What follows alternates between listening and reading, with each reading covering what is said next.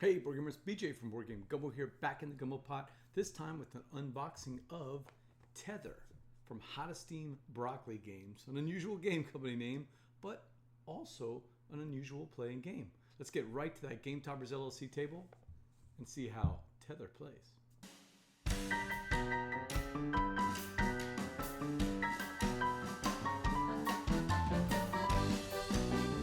Alright, first we'll do a quick unboxing. It's a small box from a New to Us publisher. It's designed by Mark McGee and Eric Hibbler. How to Steam Broccoli Games. It's a card game, so the box is not going to be expected to be pretty big. It takes about 15 minutes, and it's 2 or 4 players. I'll explain that in just a second. I'll put that to the side. So what's inside the box? We've got instructions, and it's got the artwork right on the front. One of the things I like about this game is that the artwork resembles a cross between kind of that classic cartoon artwork, but mixed in with that space age artwork that we've seen in Space Explorers from 25th century, kind of that retro future look, that kind of Buck Gardens, but for the 21st century type of look. What people thought the future of space would look like back in the 50s. So I like that one a lot. Astronauts love floating in space, but not all by themselves. And that's where the theme comes in. This is a game, it's a card game, obviously, with numbers, and you're trying to match them up, and I'll explain that in a second. But what's the theme is that they're tethering. You've got these astronauts lost in space, and we're trying to put them close together. I like the fact that it's got some, visual representations of what the components are right at the start. Talks about playing the game.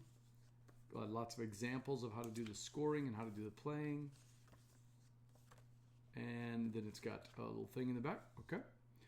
FAQ, very handy right there, so you don't have to always dive into BGG to get that done. All right. Then we've got the scoring wheels. Again, 2 or 4, because if you're playing head-to-head with 2, then you and your opponent will be taking care of the score, or you can play 2 teams of 2 versus 2. I haven't seen that done yet, so I'm curious. I watched a couple of videos to get ready for this, and that was Monique and Naveen from Before You Play. Fantastic Kickstarter video with them playing side by side. And then I also watched the Kickstarter video for Our Family Plays Games. Mick and Starla did a great job of explaining what they felt about the game and the thematics.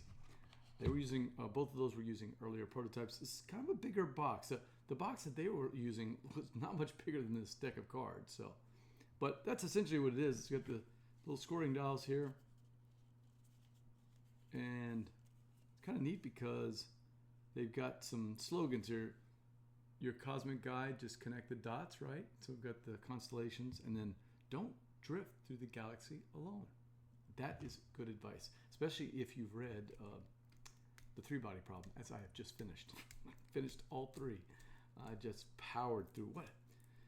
I won't try to pronounce his name, but the author is just fantastic. Wow. Powerhouse trilogy. I really enjoyed it. All right, so this is everything in the box. We've got the dials, we've got the instructions, and now we've got the cards. A little rules refresher. I like that. So you'll be able to just kind of pass that around whenever people are trying to remember. The object of this game is going to be to try to score as many points as possible, of course, and they'll be triggered whenever a group of astronauts are tethered together in a size of 14. But the way these work and the kind of the conceit of the game is that when you're tethering these cards, you've got these numbers, and the numbers are going to look, when I'm looking at the game this way against my opponent, I see the numbers at the top. So I'm looking 96, 98, 94, 92, right? Oh, I like the fact that they got different colors. So that also helps you spy quickly when you're trying to figure out what colors you need. On the bottom of that is sort of in scout style. It's got the other side of what your opponent is seeing. So I see 92, but if I'm playing with Jared sees 29 because he's looking this way. And so but I can tell at a glance. Well, first off, you're going to be reversing the numbers anyway, but I can tell at a glance that 92 is going to be 29 just by looking at it. I can also see the colors, so that tells me which of the decades that these are going to be. And the artwork is really fun.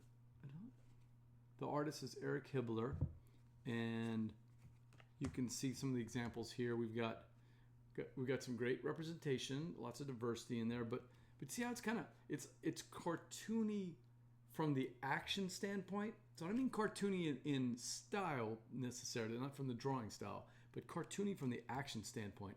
But yet, it's got that kind of retro future that I like.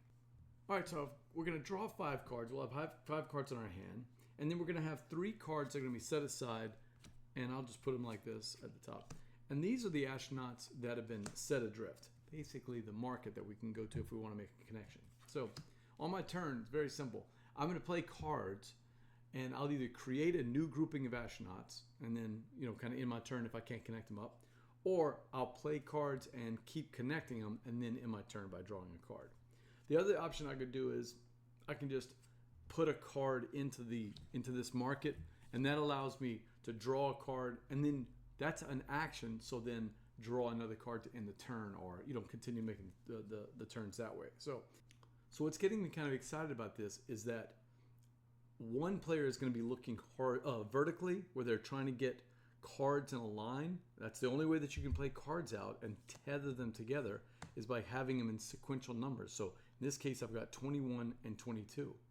The other player, your opponent, or in the teams, the other 2 players, they're trying to score horizontally. So they may be doing something like, let's see if I've got one that is handy. Yep, there's a 34 there. Okay.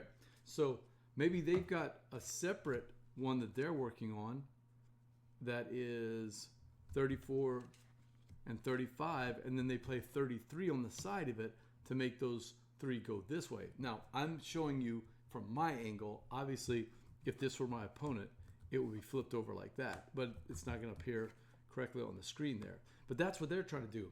And then eventually, we can either tether these together, because when you play a card that brings in this group with this group, for instance, if this were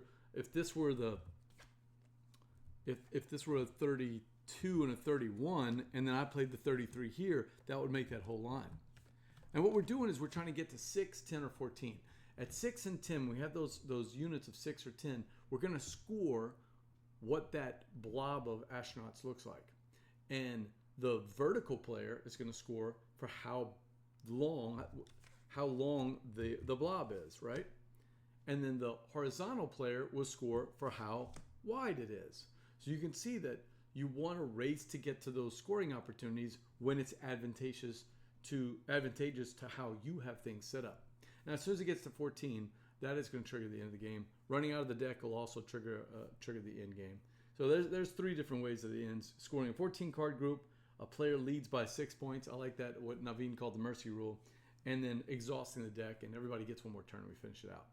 So as you can see, it's going to be puzzly. It's going to be strategic. It's also going to be one of those games like Jaipur where you are hesitant about playing a card because you know that the other player, when you play this card out, either leaving them adrift or putting them into the different astronaut connections, you know that the other player is going to get an opportunity to build on that. But at the same time, if they're building it in a way that helps you out, you can still score points. So I'm excited about playing Tether. We did the unboxing. I think I know how to play. But either try to stream this or we'll get some plays in this week and then we'll get the written review out. So that's Tether from How to Steam Broccoli Games, a 2 or 4 player card game that's very puzzling and only takes about 15 minutes. We'll be either streaming it or we'll get a written review after we get some plays in, and I'm looking forward to playing it. Until next time, laissez, bon temps, rouler.